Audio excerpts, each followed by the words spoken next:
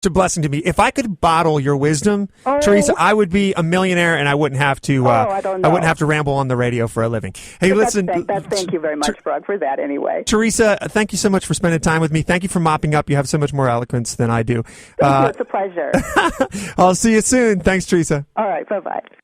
Think about this, ladies and gentlemen. One of the curiosities to me when it comes to, like, say, the war of the sexes is when I, again, a lot of my experiences with the opposing view, the teethy opposing view to mine, was when I was in college. And one of the things that was struck by is that most of the fire-breathing voices, the feminist voices in our society, what they really didn't like necessarily wasn't men. I soon realized this. What they really didn't like was classic femininity.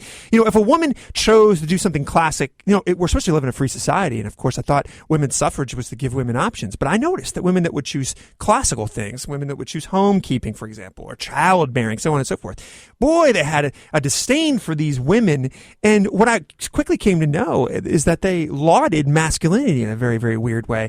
And they belittled femininity as if it was something less than, which I've never seen it as less than. My wife's about to have a baby. She just went through 9 months of pregnancy. I have never been more in awe of the female in my entire life. You literally grow human beings within your body. It's like a superpower. And that's just the tip of the spear. There are so many things about the feminine nature, about the feminine disposition, about the feminine mind that strengthens society. Now, they're different than masculine things, but that doesn't mean they're less than. And I see society in a weird way. You have a feminizing of men, and I think you have this chasing this unchaseable dream in many modern women that they're going to somehow abandon these old, quaint notions of what a female should be and gain the towering heights of masculinity. And I think what they're leaving behind them is wonderful.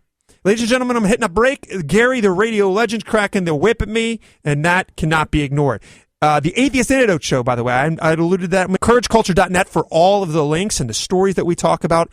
And then WMANFM.com is your local footprint. There's all kinds of stuff. Check that out. Always check that out. 419-529-1400, the Perry ProTech hotline. It's the Brock Lawley Show.